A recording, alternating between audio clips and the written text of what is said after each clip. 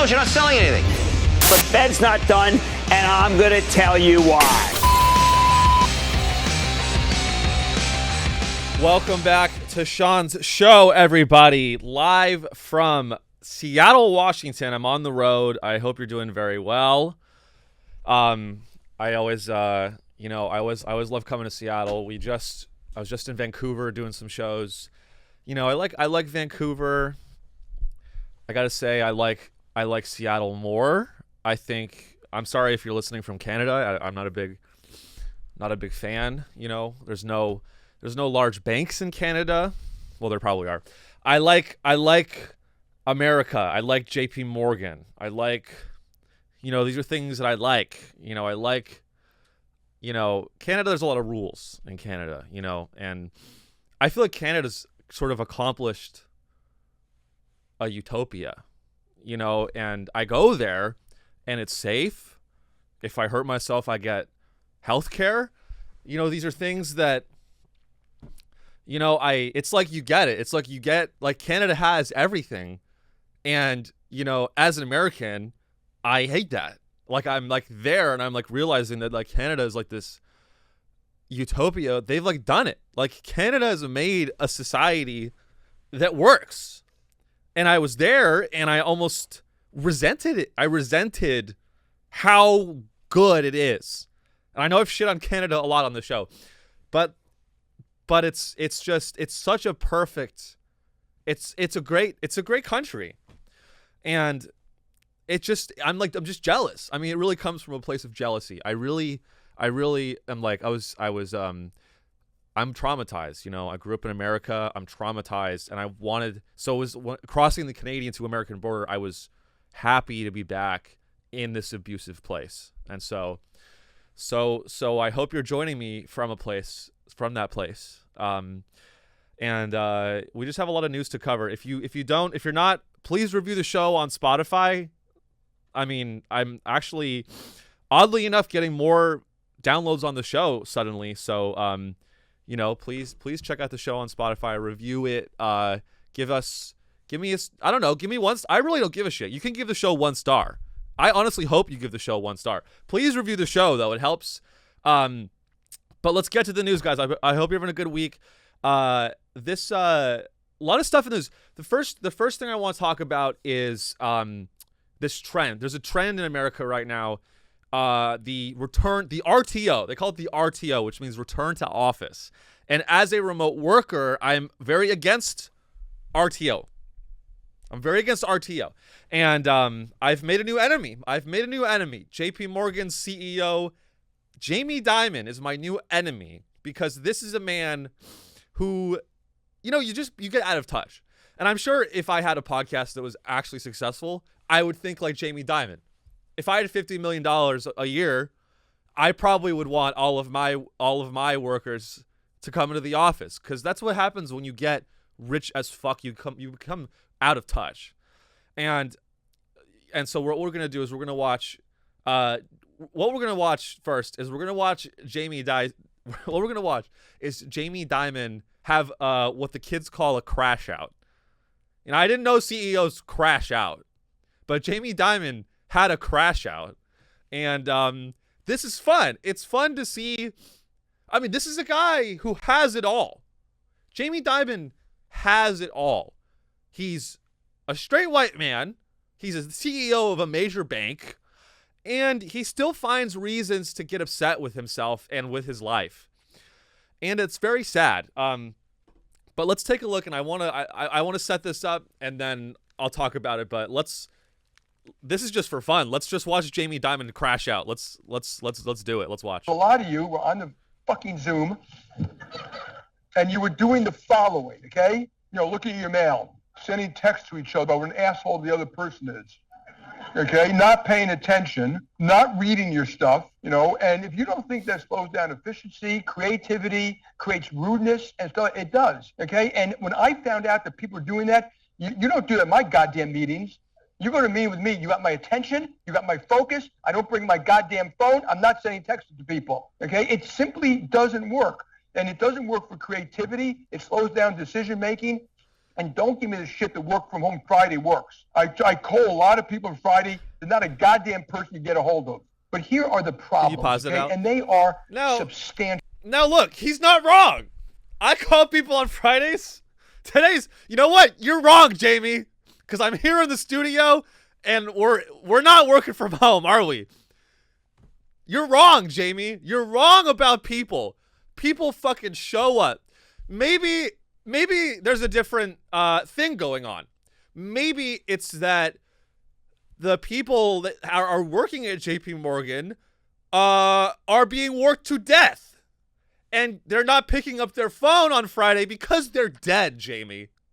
Have you ever thought, Jamie, that maybe some of the people that you're calling are dead or dying or divorcing their spouses?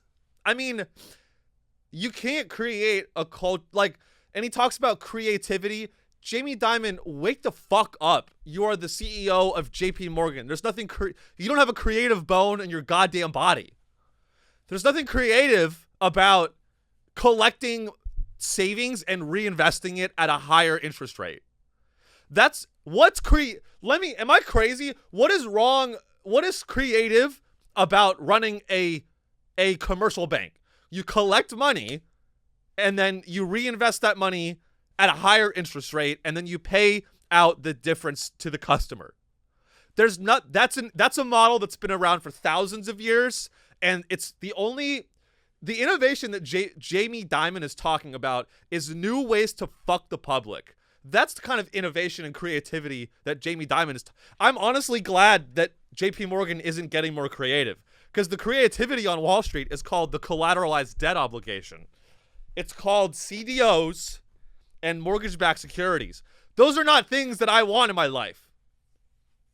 No, thank you. I'm okay with Jamie Dimon and his team not being creative because creativity means finding new ways to fuck the public. So Jamie Dimon goes, "Oh, I'm not texting people when I'm in a goddamn meeting." Jamie Dimon, yes, you are. First of all, if you're a CEO, you're on a Zoom call and you're putting hits out. Jamie Dimon is on Zoom calls texting the CIA to coup Brazil. So don't give me this shit about, I don't text people when I'm in a goddamn meeting. You have my attention. No, Jamie, I'm positive that that's not true. I don't know why he's crashing out. Bro is, I'm so fucked. I'm on TikTok too much. Bro's crashing out. But let's keep watching this. There's more.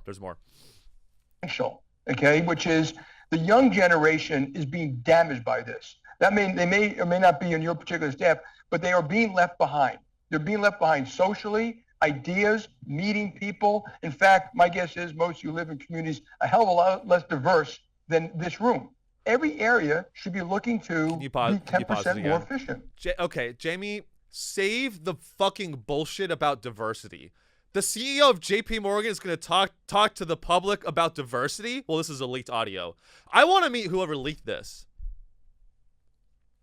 But he goes, this Zoom call is more diverse than a lot of the communities you live in. Hey, Jamie Dimon, how diverse is your community? You live in Tribeca. You have a home in Tribeca and a home in Bel Air. And a home in Tulum, which I was just in Tulum. I love Tulum, Mexico. But you don't, maybe your vacation home has some diversity, Jamie.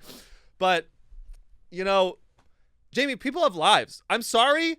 This whole, I love working remote. And here's the root of the issue with all of these big companies trying to pull people back into the office. Here's the real root of the issue. The fact is that when people work from home and they're able to have the same amount of efficiency or more, what it is exposing is the reality that these major companies are massive grifts. They are unbelievably inefficient, and they are mainly these companies exist to pay massive rents on commercial property in urban centers. That's why these office buildings exist. And so the work from home movement is exposing the fact that, yeah, you can send an email when you're taking a shit. You can send an email from your bedroom. You can send an email from an airplane, right? You don't need to be in an office surrounded by other people that are also wasting their lives. You know? And it just goes to show how out of touch people are. They truly, like, these CEO, like, and I know Jamie Dimon, he's a good friend of mine. We text all the time. I'm kidding. But it just goes to show how out of touch these people are. It's easy. Jamie Dimon, it's easy for him to say, what's the problem? I show up to the office every day. Jamie Dimon, not everyone has a staff of 10 people that are taking care of their personal lives. Jamie Dimon gets Adderall, Vicodin, Viagra mailed to his fucking bedroom. It just shows up. Jamie Dimon has a whole team of people that just inject drugs into his body and keep him going, right? Not everyone has that. Some people have to inject their own drugs, Jamie. Some people don't have a fucking team of people doing their laundry, valeting their cars, right? So this idea that you want everyone to come back to the office and then they have 2 to 3 hours of their motherfucking day to get all their personal shit done. Most people can't outsource that. So, you know, it's just embarrassing that he doesn't see it. And not that I feel bad for the people he's yelling at. Let's make one thing clear. Jamie Dimon is yelling at the JP Morgan staff. Those are not people that I feel bad for. Like, if you're working at JP Morgan and you're on this Zoom call, you're just as fucking guilty as Jamie. Anyway, let's watch the rest of this because I love Jamie. I love him. If I was running a department of 100 people, I guarantee you, if I wanted to, I could run it with 90 and be more efficient. I guarantee you. Shut the fuck I could up. do it. I could do it in my sleep. Shut the fuck up. And the notion, these bureaucracies, I need more people. I can't get it done. No, because you're filling out requests that don't need to be done. Your people are going to meetings they don't need to go to. Someone told me to approve some of his wealth management that they had to go to 14 committees. I am dying to get the name of the 14 committees. And I feel like firing 14 chairmen of committees. I can't stand it anymore. Now, you have a choice. You don't have to work at JP Morgan. So the people of you who don't want to work at the company, that's fine with me. I'm not mad at you. Don't be mad at me. It's a free country. You can walk with your feet, you know, but this company is going to set our own standards and do it our own way. And I've had it with this kind of stuff. And, you know, I come in, you know, I've been working 7 days a goddamn week since COVID. And I come in and where's everybody else? But they're here and there and the Zooms don't show up. And people say they didn't get stuff. So that's not how you run a great company. We didn't build this great company by doing that, by doing the same semi-disease shit that everybody else does. A lot of you. Wow, Jamie. I really feel bad. He says, I've been working 7 days a week since COVID. How about you get a family? Don't you have 5 families, Jamie? Doesn't every bank CEO have 5 families to take care of? How are you at the office 7 days a week? How? I don't know.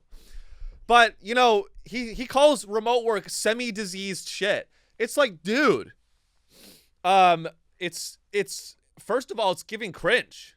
Like, it's just not that big a deal. And, you know,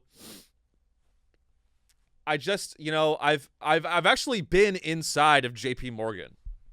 Not the office. I've been inside the man's corpse. I actually went to JP Morgan's grave, and I was inside his. No, I'm kidding.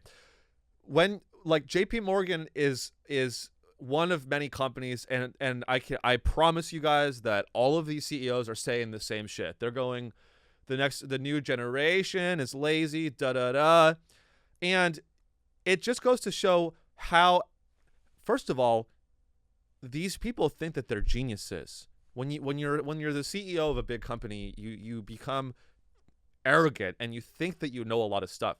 But how, you know, I have a question.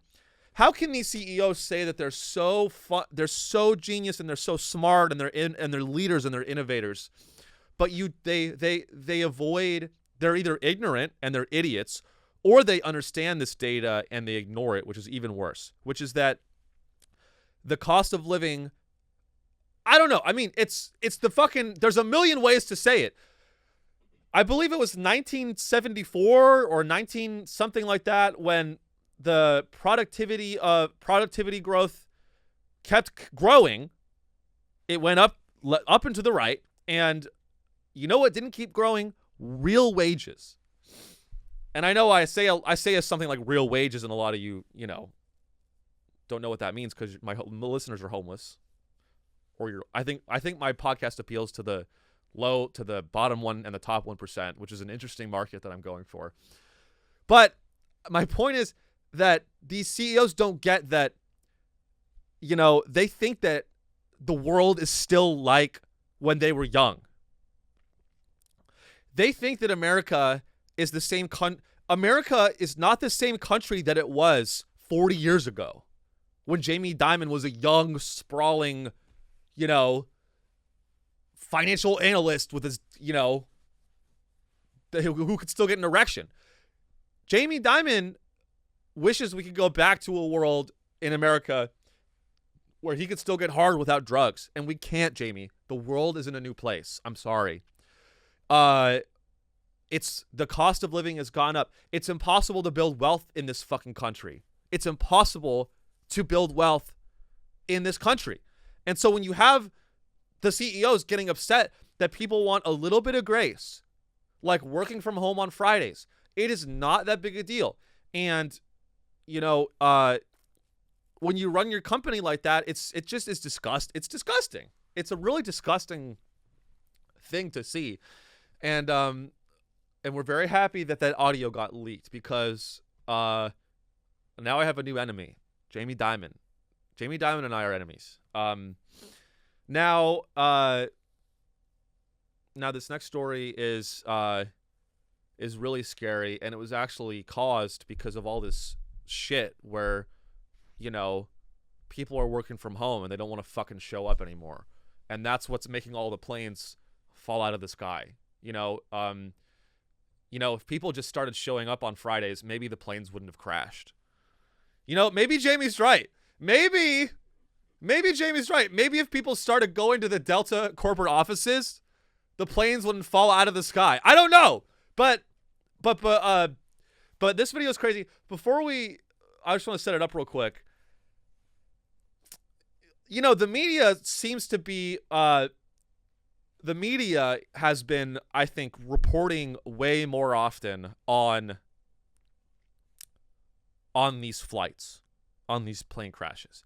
And I think a lot of people are very nervous right now. A lot of people are like, oh, I don't know if I see people posting, they're like, I would rather take a train for 17 hours than do a 2-hour flight because I'm so scared of crashing. Like, I see people that are like, and look, being in a plane crash is scary because what happens is you get smashed under the ground or in the water. Basically, you drown and then you burn alive. And that's not a fun way to. As a comedian, I am scared. I'm very invested in this. I'm invested in Delta as well. I'm a shareholder in Delta. But more importantly, I'm invested in the airline industry. And when planes, I want to make it clear that yes, there have been a lot of very scary accidents in the aviation industry. But you have to remember that statistically, there's never been a more profitable time to be the victim of a plane crash. It is the best time ever to be. I hope I'm in a plane crash. Did you guys know that these people are getting $30,000 each? They're getting $30,000 each. And, I'm not going to take that money. Like, if I was on this Delta plane and it crashes and I walk out of that plane, I'm going to Vegas. If this Delta plane crashes and I'm on that plane, I'm getting off that plane. I'm taking the first private jet out of Toronto and I'm going to Vegas. Okay? Because all these people are going to they better be millionaires. If these people don't end up being millionaires, then I don't know. Then we don't even live in a free country. Okay? Jamie Dimon said we live in a free country. I don't think so. Delta is like, hey, here's $30,000 each, but don't worry, you're still legally allowed to sue us. This $30,000 comes with no strings attached. I think that there are some strings. The first string is being in a plane crash. But let's take a look. It's a very scary video. Let's watch.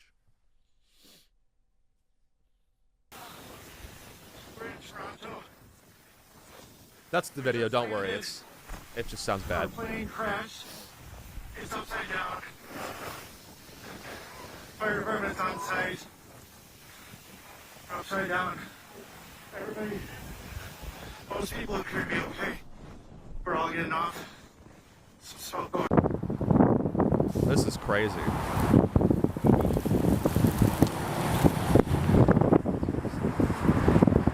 It's really scary.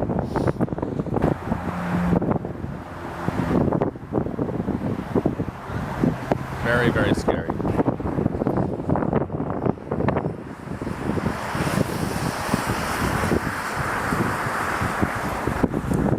Yeah, that's pretty much it.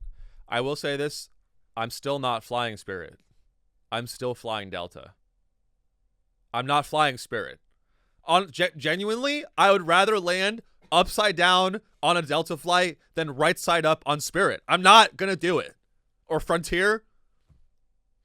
I honestly, if there is a plane that's gonna crash, I'm hoping it's a Delta flight. I like Delta. It's still as a frequent flyer, Delta is what you guys want to go. I'm biased because again, I own a lot of Delta stock. I own one share of Delta stock, but it's, you know, it's part of this broader trend, right? Where you have like, a lot of people are saying that these accidents are because the new administration is firing FAA employees, and you know, I fundamentally reject that.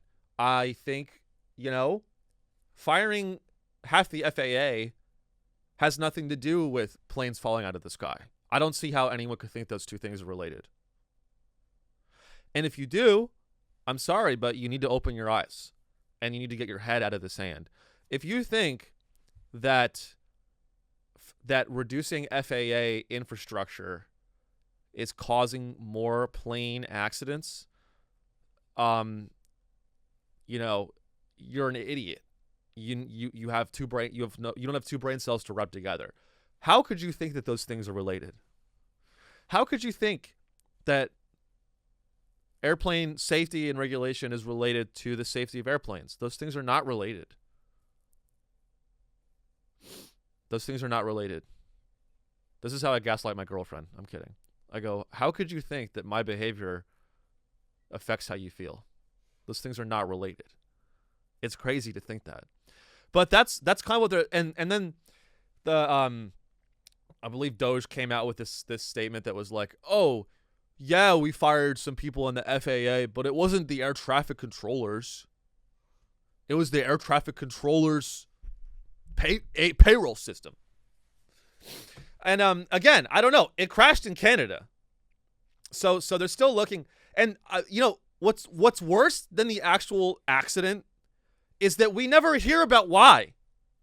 Well, I mean, like, again, I don't have all day to research this shit, but like that Black Hawk helicopter that crashed into the other airplane in DC, like, we never found out about that.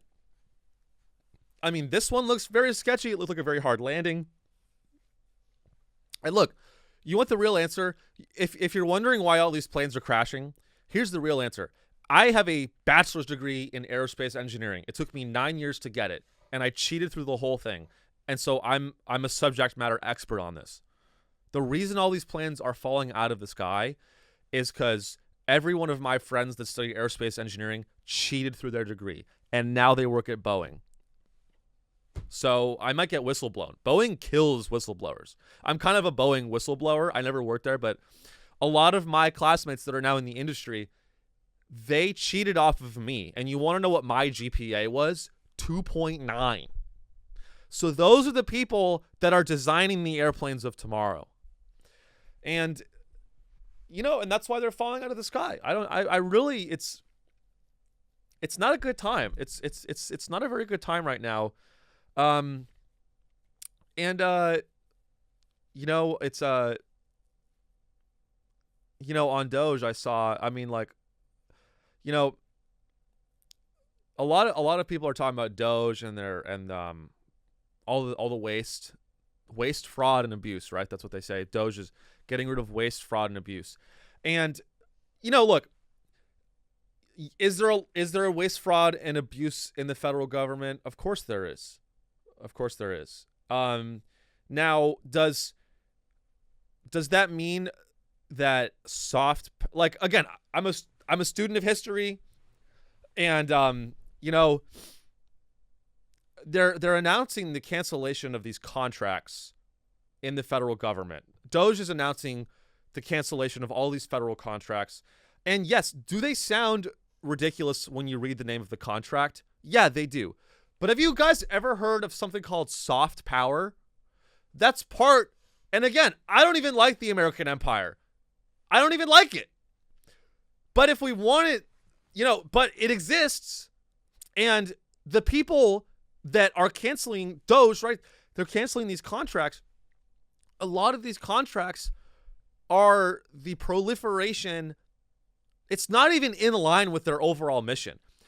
Again, and I don't agree with this, but if you wanted a real quote unquote America first agenda, you'd be doubling the fucking Myanmar education contract. Because you know what's going to happen if America doesn't have academic resource contracts for $10 million in Myanmar? Guess what? China's going to go do that. And I hope that they do. I'm learning Mandarin. I'm done with this shit. I'm done with America. I want to learn Mandarin. I'm done. But it's like,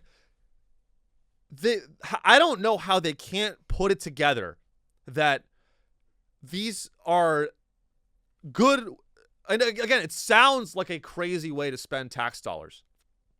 It sounds like a crazy way to spend our tax dollars, but you have to understand that it's and look at the bigger picture. You have to look at the bigger picture with this stuff. And I just think that they're not seeing that.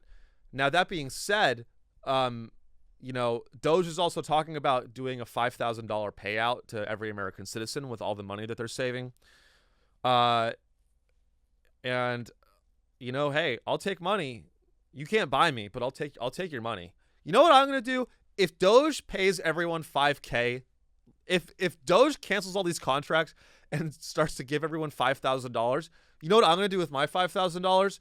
I'm going to send it to Myanmar. I'm going to write a $5,000 check to LGBT activism in Myanmar. That's what the fuck I'm going to do to counteract. If someone has to exert the soft power of America. I don't know. And I mean, this stuff all ties together because there's a good, I know I talked about this last week, but there's a good reason why it's only the upper elite, ultra wealthy that are talking about the national debt and reducing the deficit and talking about tax dollars. You want to know why? It's very simple. It's because those are the only people that have shit to lose if the country goes bankrupt. If and I want to be clear on this. Like, all of these politicians on both sides of the aisle, but mostly Republicans, but I'll keep it simple. Every politician in the government, in the federal government in America, every politician, they do the fist pounding and they make these passionate speeches about how our national debt is out of control. The national debt's out of control. And you know what they do next? They take the national debt. I'm a math guy. They take the national debt and then they divide it by the number of Americans. And then they give us a figure. I think it's $300,000. They go, our national debt is X tens of trillions. I think it's 40 something trillion. I'm going to look it up because I want to get the numbers right. But they do this fist pounding. Let me see right now. Let's look up national debt America. Let's find out. The national debt is 31. I overestimated. 36. Okay. They have the numbers right here. You know, these politicians, they go up in Congress and they pound their fist on the podium like they believe anything. Shut the fuck up. Go eat at the Italian restaurant down the street on Pennsylvania Avenue. I don't like these senators pretending that they give a fuck about anything. Go eat Italian food and get a prostitute and get Italian food. Let's call it a day. All these politicians pretend that they give a fuck about us. And they go and they pound their fist and they go, the national debt is out of control. $36 trillion. That's $106,000 per American. You know what? Don't involve me in your shit. Don't involve me in the national debt. I'm not involved. I'm Judas. I washed my hands. You guys deal. You wanted the power. So let me get this straight. You wanted the power. And now you want every American to know that they're responsible for $100,000 of the national debt. You can fuck right off. You can fuck off. I am not going. If you think anyone gives a fuck about their share of the national debt, you should just walk into the ocean. Walk into the ocean. I want all these senators that are worried about the national debt. I want you to leave the White House. I want you to take a plane and I want you to fly to San Diego. You can do it on taxpayer money.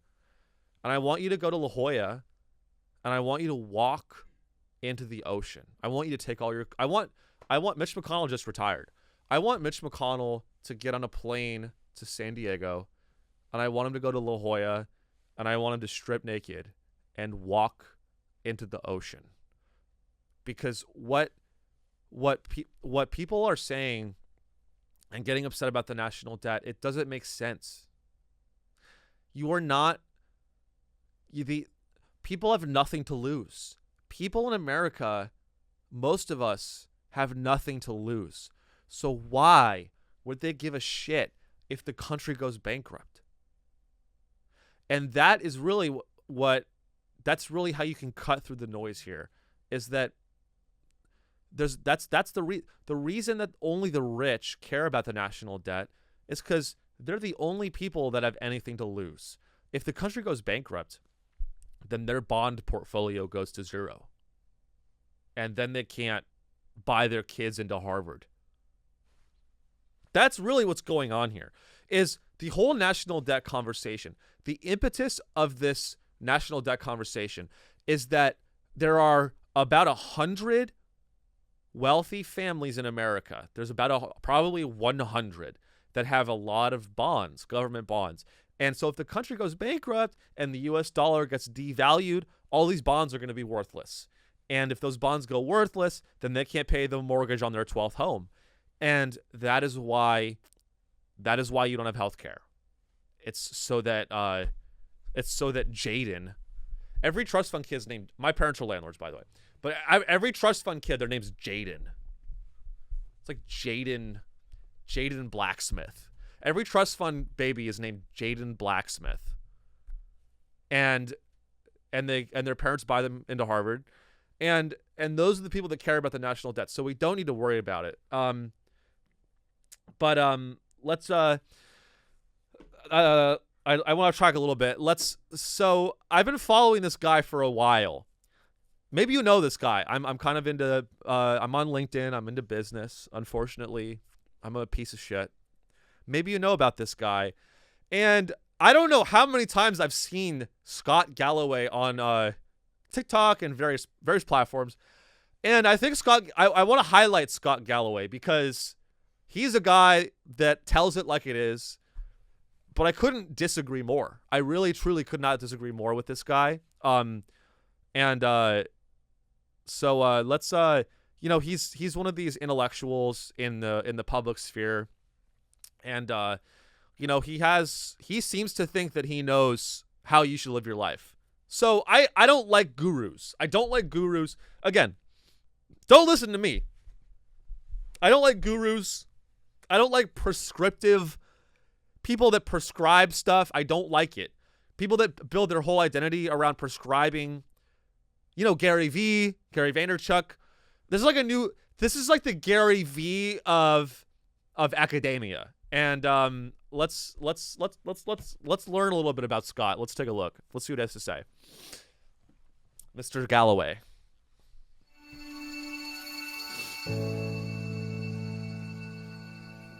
Another one of my mentors told me that don't follow your passion. And that's always stuck with me. I'm like, what do you mean? And he said, well, find something you're good at. And at business school, what I notice is that every speaker always says, follow your passion. That's how they end their talk. What's your one piece of advice for young people? Follow your passion. What things that are passion. No one laughed. Luxury, food, entertainment, sports. Those are massively overinvested. And a very small fraction, less than 1% of the people who find those things, are passionate about those things, are able to make a living at them. And God bless them, and there's a lot of very well-publicized wins around people who followed their passion and became fabulously wealthy. But what's so unusual about this is what I find is the people who always are telling you to follow your passion are already rich. And they typically... He's right about that. He's got rich following their passion of software as a service for healthcare scheduling. And it's like, oh, that was your passion? Wrong. Let me tell you what their passion was. Anytime someone tells you to follow their passion, it means their passion was getting rich so they could buy a fat car and marry someone much better looking than them. Ugh. That is their passion. Ugh. What I would say is find something in your work that gives you joy, and disproportionately allocate amount of time you can based on your credibility in the organization to that part of your job that just gives you joy. I think that's about as good as you can do, and then find something you're good at such that you can develop the economic currency to live a nice lifestyle and spend more and more time as you get older following your true passions. Okay. I have so much. Hey, Scott. First of all, you're right. You're right about people that say just do what you love. You're right that the people that say that are usually already wealthy. But this is the most miserable. Like, I've never listened to someone. I've never felt more misery than listening to that fucking asshole talk for 2 minutes. He goes, the best you're gonna do is find joy in your work. That's the best anyone can do, right? That's what Scott says. The best anyone can do is find joy in your work. And find joy in the organization. Why don't you tell that to someone flipping burgers at McDonald's? Find joy in that? Is that what they're supposed to do? Like, I could not disagree more with this guy. This guy says, don't follow your passion. Look, you have a day job. It's really, this is not novel. This is not a new thing. You have a day job, and then when you're not working, you have your second day job. And then when you're not working, you have your third day job. And that's what the country is now. No one's following their passion. You think I'm passionate about podcasting? I only do this for the money. You think I believe anything that comes out of my mouth? If my real passion is enterprise software sales and to healthcare companies. So the fact that Scott implied that no one's he goes, Scott, I think what your issue is that your entire social circle was people trying to get MBAs. And that is really what your issue is, Scott. Scott goes, I noticed everyone else at business school said that they were passionate about software sales. You know what their real passion was? Getting rich and having a really cool car and marrying someone a lot more attractive than they are. Not true. Maybe true of the people that are getting MBAs. But you know what? You know who gets MBAs? You know who gets MBAs? People that are husks. They have no soul and they're husks of people. There's nothing inside. There's nothing inside there. So the fact that you're looking at people that are getting MBAs and trying to what Scott Galloway does is he tries to look around at all of his people in the business community and try to derive some sort of insight about the human condition. When and that's a path towards destruction. If you look at someone who has an MBA and you're trying to think about like how to design your life, I mean, why would you ever trust Scott Galloway if he was in business school? Business school is a waste of time. I did a pre-MBA program. It was called Harvard Business School Online. And I got a certificate of readiness. So that's when I realized it was a scam. Because I already had a certificate that said that I was ready for business school. It's called a birth certificate. Okay? Anyone could do business school. Scott is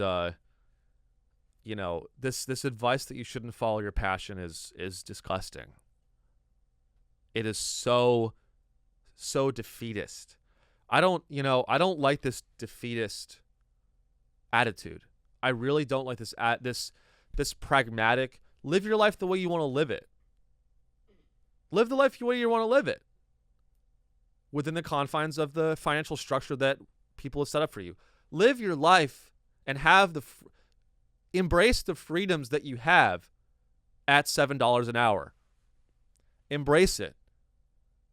The federal minimum wage is $7.25 an hour, and there's freedom in that. Work will set you free. Okay, I'm joking. No. Speaking of Nazis, which I detest, we have our next video. You know who followed his passion? Elon Musk. That's a guy that followed his passion. Maybe Scott is right. Maybe Scott is saying don't follow your passion. No, you know what? Scott Galloway's advice is how you get psychopath fucking assholes named Elon Musk.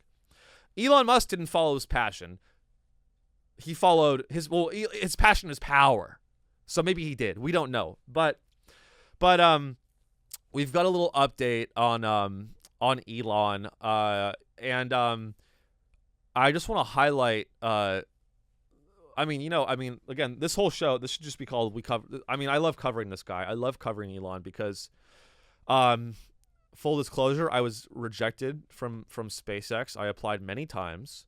And so that's why I hated this guy before anyone.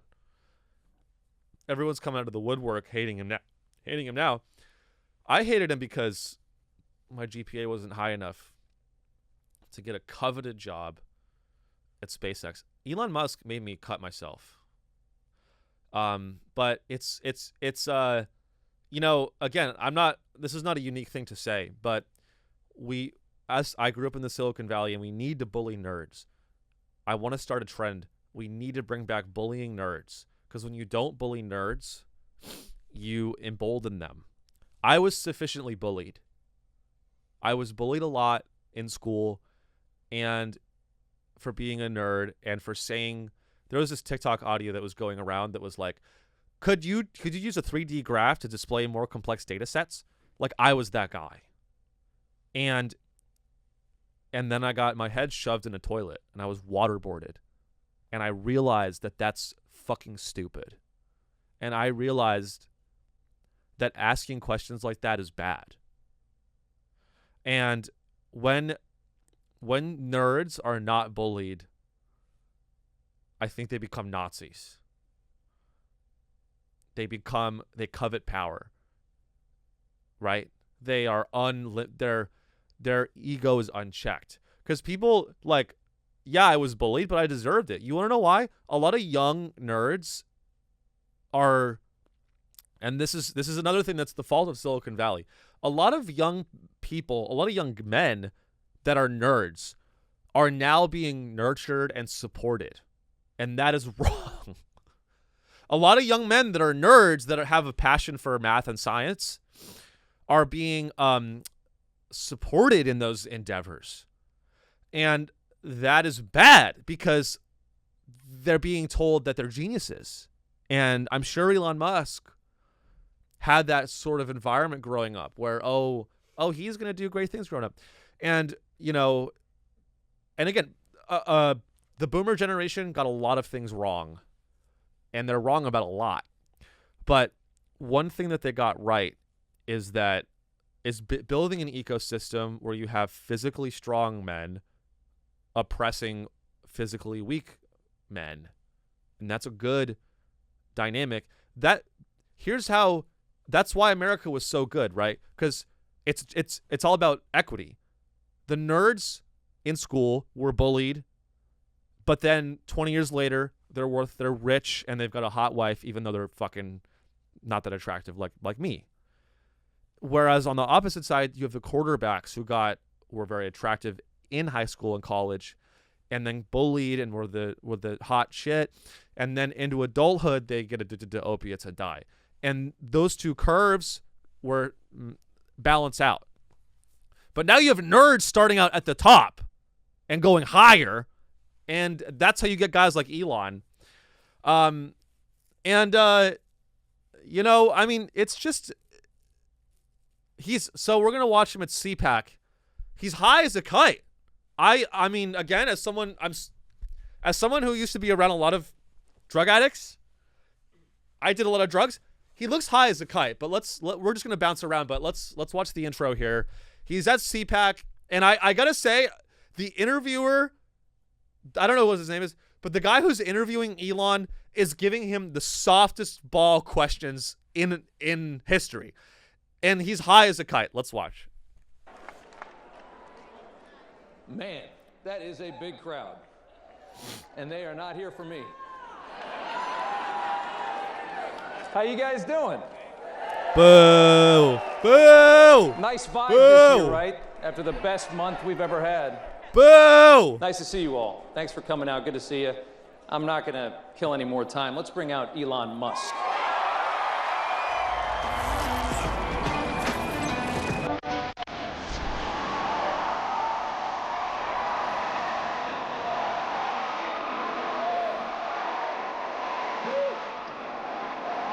He's so high.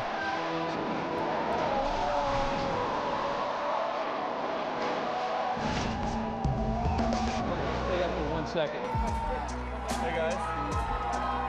Boo! Boo! We've got one more surprise in case this wasn't enough. I'm gonna let Elon do it. Can you pause it? Who else is here? We have a little boy from Gaza that we're gonna hang. I'm just kidding. That's what they do. If you've seen the Hunger Games, this feels like the Hunger Games. You know, when they if you haven't seen the Hunger Games, it feels like the interview of Katniss Everdeen and it's been a while. It's been a long time. The evil elite people in power, and they're interviewing Katniss, and they're like, Katniss, like, what makes you different from the other contestants? And it really feels like this is the dystopia that we live in now. I mean, he goes, it's been 1 month. How does this guy go on stage and go, how you guys feeling after the best month America's ever had? Cut to a Black Hawk smashing into a commercial aircraft and falling into the Potomac. That's part of the best month ever? Not that good. How about another one? How you guys feeling after the best month America's ever had? It's like it's not been a good month. It's been a bad month. I mean, Elon is our president. Elon Musk is our president. He is our president. He's not my president, but he is the president. And everyone knows it. And, Republicans want to deny it. And again, again, whenever I criticize Elon, I get messages and people come at me and they're like, "Oh, you're a libtard. You're a blue-haired libtard." And I'm not. It's not like, again, it's not I am not crazy. I'm just speaking into the void. I'm not crazy. I'm yelling into the void. But I'm not crazy. And it doesn't, like, I don't know how anyone can continue to dick ride Elon Musk. But half of America finds a way. Half of America finds a way to dick ride Elon Musk. And it just makes me sick. It really, really makes me fucking sick to see people support this guy. And I'm at a loss for words with this guy. I'm at a loss for words because, you know what else I'm going to look up? I want to on Doge, I'm going off script a little bit, but Doge is celebrating all of these wins, right? About how Doge is cutting waste in the government and it's saving everyone money and it's helping America. Now, I'm going to look up how much debt is created daily in America. $6 billion a day. The debt grows. And I don't give a fuck about the national debt, by the way, but I just care about it because everyone's waving their arms about it. The national debt grows $6 billion a day. Here's what I want to get to. The national debt grows 6.6. The national debt in America grows $6.6 billion a day. And Elon Musk is celebrating that his team of 19-year-old autistic losers canceling a $3 million contract for a luncheon in Myanmar. And they call it a victory. 10 trillion here, even 100 million. The biggest celebrations that Doge has is they're celebrating canceling a $100 million contract on even the crazier stuff. Like, I don't even know what they're, it seems like everyone wants receipts these days. So I'll give you the fucking receipts. I'm on their website. I'm on Doge. You ready? And we're talking about all the contracts that Doge is canceling. And this is again, remember this in the context of this. The national debt grows $6.6 billion every day. I wish it was $8 billion, personally. But they're talking about this. They go, we saved $115 million, including 2 USDA contracts. Here's one. $30,000 for a Malaysia study tour. Okay.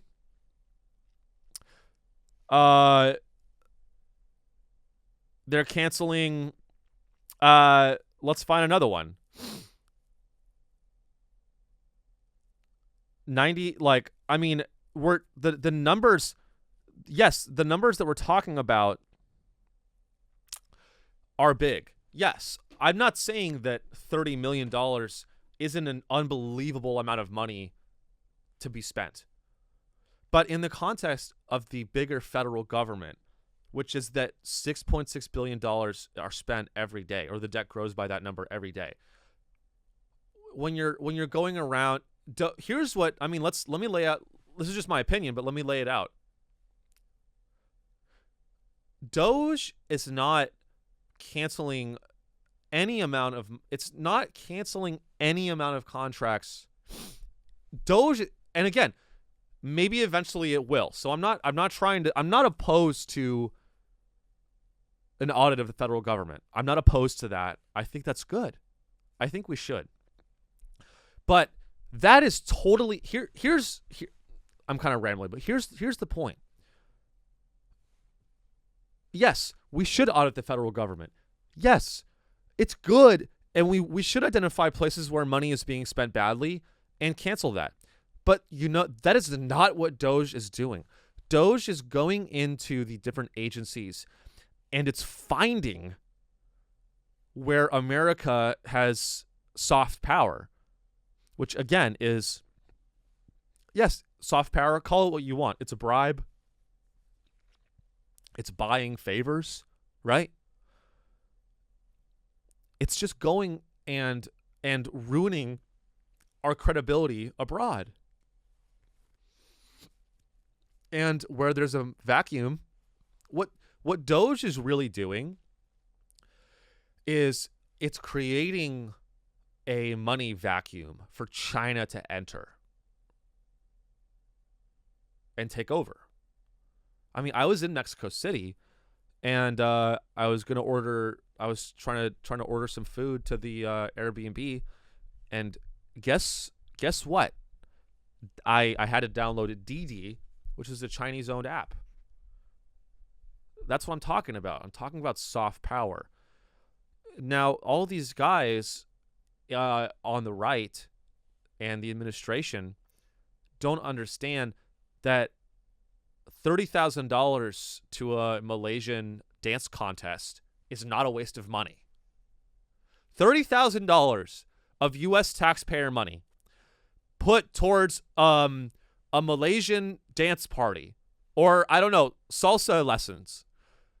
If America, here's the thing. Either America or China is going to fund Malaysian salsa dancing lessons. And if it's not America, it's going to be China. And that's the way it works. And so if you really care about America, and again, I don't, but if you care about American supremacy, then you should want to fund the salsa lessons in Malaysia. It's not a waste of money. Now, am I going to Malaysia to learn salsa? Yes, I'm going. I'm going to benefit from that contract. But let's not pretend that these contracts, although they sound ridiculous, are not effective. Okay? So that's the contradiction that I'm trying to point out, is that somehow, simultaneously, we're supposed to believe that these guys want to perpetuate American supremacy, which I believe is a mistake. But they say that they want to perpetuate American supremacy and perpetuate America as the global. You cannot be a global superpower without funding breakdancing in Madagascar. You have to fund third world countries, and you have to do that. Because guess what? These third world countries, and I hate that term, by the way, these countries that are not as economically powerful as America, the one bargaining chip they have is that when they're going out and asking for economic support, they've got choices. It's a free market, motherfucker. They're going to go, if America is going to cancel all of our soft power contracts with all of these underdeveloped countries, economically speaking, those countries are going to go to China. And that's going to give China more power. So that is the hole that I'm trying to poke in DOGE. And you know, it's not novel. It doesn't take a genius to go into the soul. And the second point is that it's a constitutional crisis. Was the Constitution written by slaveholders? Yes. But that doesn't make it a document. That doesn't mean something. But like I thought we all agreed. I thought we all signed up for a world where Congress decides the budget.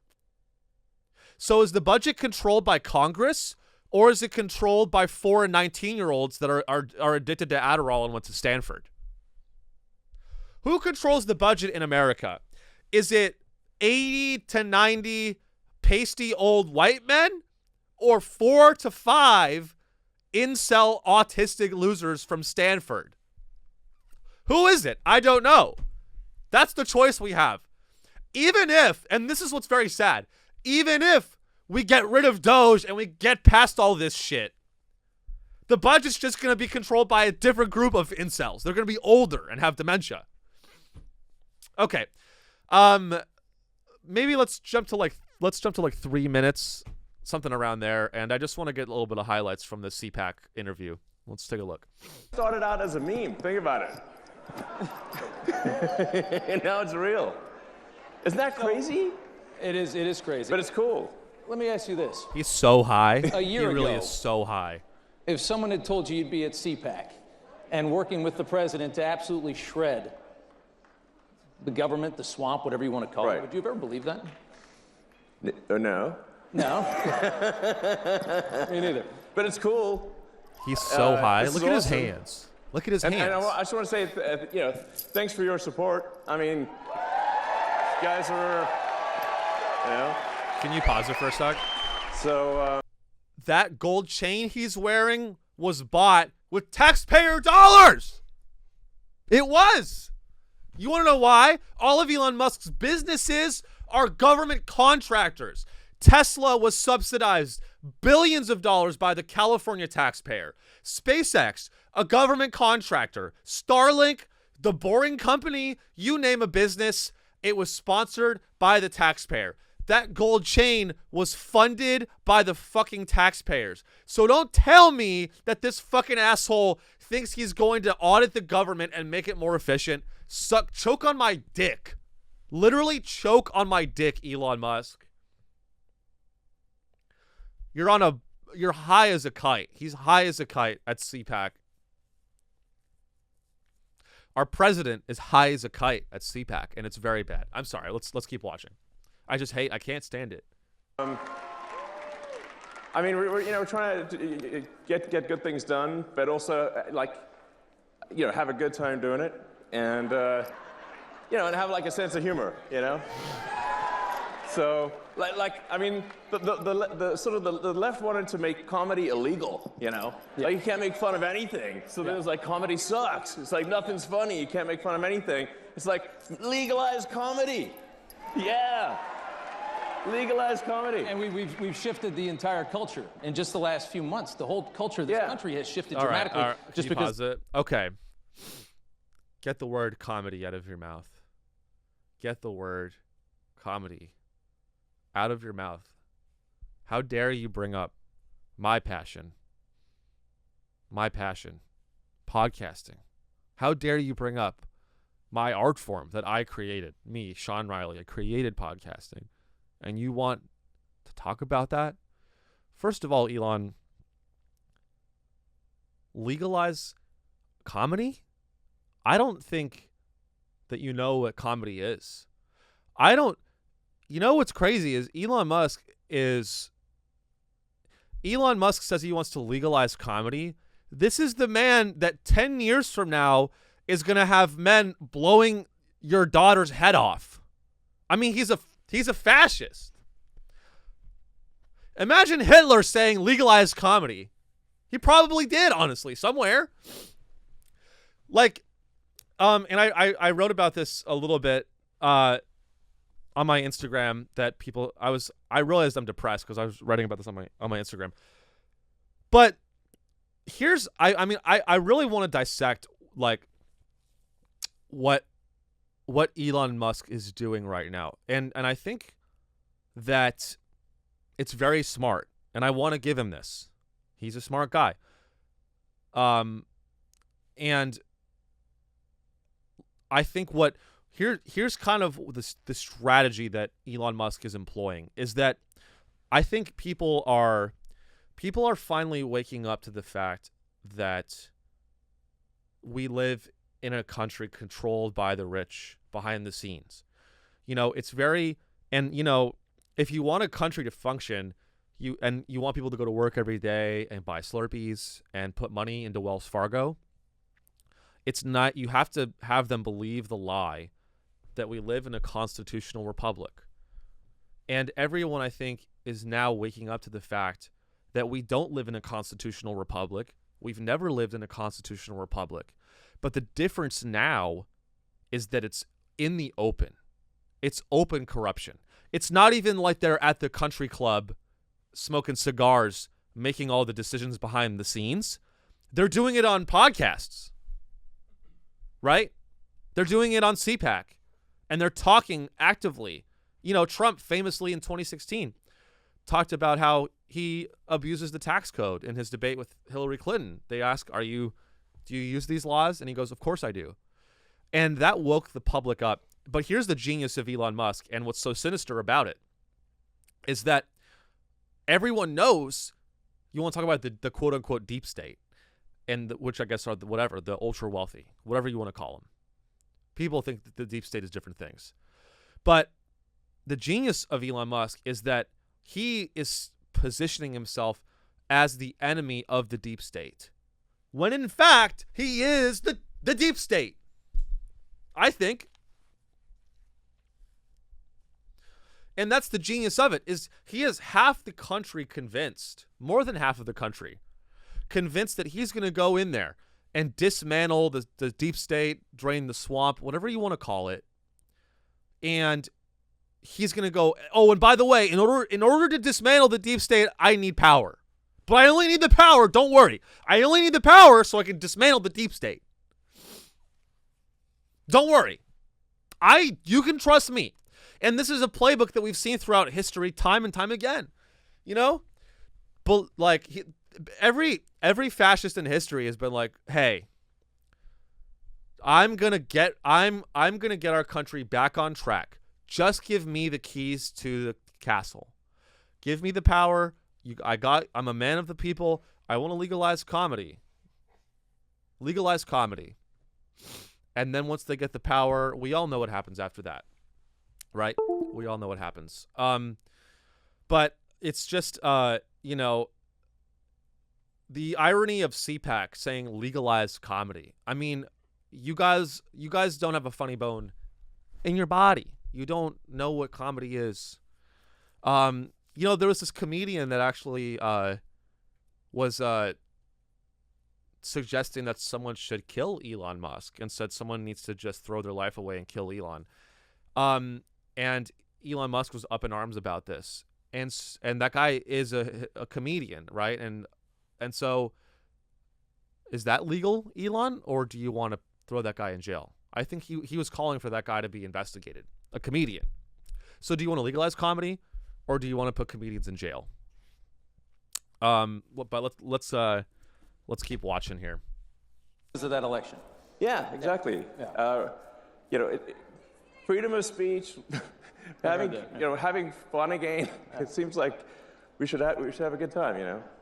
I mean, it's a great time. Everybody in this place is so excited. High. Yeah. I mean, when you talk to conservatives, everybody's happy. Yeah. And everybody feels this great sense of relief because we were going to hell for about 4 years. It really felt bad. Yeah.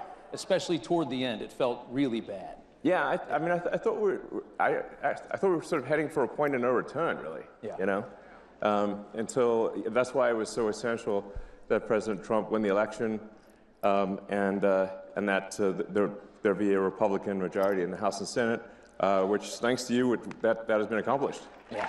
Yeah. Well, I want to ask you, one of the biggest questions I have for you is, and you've been, you know, politically, you weren't really on one side or the other for a long time. You're a businessman. A lot of people, they stay away from it. Now you're on a side, and you've chosen a side. You're sitting here in a MAGA hat. What's it, you know, how did that happen? What was the moment you know, dark Gothic MAGA. That's a good one. No one knows what that means. Can you pause Was there a specific moment? Elon, no one knows what dark Gothic MAGA is. No one knows what that is. What is that? I mean, it's like he thinks that, like, I mean, he's like me when I talk about, I mean, on a certain level, I can cut through and see what Elon's feeling as a fellow man with autism. Elon Musk talks about dark Gothic MAGA the way I talk about collateralized debt obligations. Like, I say mortgage-backed security, collateralized debt obligation. I say those things as if the people listening to this know a lot about that stuff, and I assume that it's common knowledge. Elon Musk does the same thing with dark Gothic MAGA. He thinks that the world knows what that is. Republican women in Alabama have no idea what dark Gothic MAGA means, and you're continuing to. That was a little aside. Let's keep watching. But no one knows what that is. Moment that it all changed. Yeah, when I realized I was a fool. But Oh my no, God. it was, I guess. Yeah, I mean, I'd say like I was probably like, politically neutral for quite a while. Leaning a little Democrat. How do you go from that to this? Yeah, no, How no. does that happen? Well, Did they go crazy? Yeah, they did work. They did go crazy. He's like throwing them all No, I the mean, answers. That whole cancel culture and Talking you know, points, it's talking points, trying to, talking points. stop freedom of speech and infringe upon, just in general, infringe upon people's personal freedoms. You know, they just want state control of what you say. Right. They want to, take away your guns. Right. Right. All that stuff. And the reason they want to take away your guns, so like there's nothing you do to oppose them. So it's sort of like, Right. I just like we just need to restore the fundamental elements of what made America great, which is freedom and opportunity. Totally. We're seeing a lot of these freedoms disappearing in the West. It's not just about America. We're all watching Europe and knowing that they're about 50, 100 years ahead of us, right? Because they got an early start. And we're watching how they're devolving. And you're trying to save it from happening here. No, I mean, in Europe, they put people in prison for memes. Yeah. I'm like, that's insane. And they're collapsing. I mean, it's a collapsing society. It feels that way. It feels like France was nicer 50 years ago than it is today. Yeah. I don't think you can question that. Yeah. I can. So. I think you can question it pretty easily. I mean, really. I like France. I've never been. Thanks. I love you too. It's all love. It's all love at CPAC. That's really important. It's all love. I really just wanted to do useful things, like basically build products, provide products and services that are good At the taxpayer expense. At the taxpayer expense. I wasn't really like that interested in being political. It just like there was at a certain point no choice. Yeah. Can you pause it? Yeah. He goes, at a certain, I didn't really want to be political, but then I realized the amount of energy, he's like, I don't want to be political. Then I realized the rush I get from controlling people. And that's really why I decided to be a politician. It just gives me such a huge erection to own a media outlet. And that's why I became a politician is, look, I mean, it's like he just goes talking point after talking point. They want to take your guns. They want to put you in jail for saying things. And it's like, there's a really good Vice documentary that interviewed like these like 4chan trolls about their belief, like, racism on 4chan. And one of the lines that I remember that stuck out to me was they're playing racist while also being racist.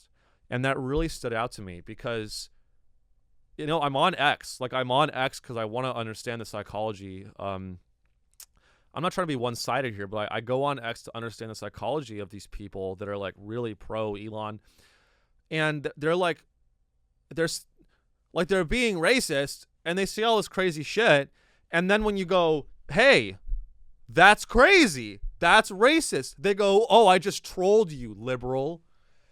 And it's like, you can't say it. Like, you don't have a track record of trying to make people laugh. And professionally. You don't even have that to back you up. And you're just, once you say it, you're like, oh, well, I'm just saying it. You don't get it. They're like, you don't get it. I'm just saying this because I want to test the line and make sure that freedom of speech is protected and I can say whatever I want. I don't actually believe this. I just want to make sure that you don't arrest me for doing the crazy thing, the Nazi salute. Right? And that's the psychology of, that's the psychology of these people. And, I mean, I gotta say, it must be very thrilling. It must be very thrilling for Elon. And, if you have I don't mean to call him a genius because really all you have to do is throw away your moral compass to be a guy like Elon.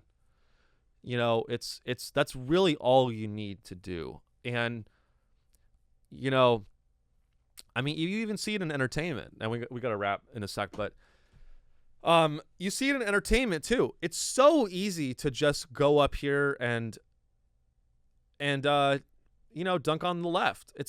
And there's an immediate fan base for you if you go on a show and you shit on the left these days. And so again, I'm trying, I don't know, I'm just trying to keep it real here, where it's like, again, I think, you know, every ideology has its issues, but like, you know, it's just a very dark Gothic time we're in.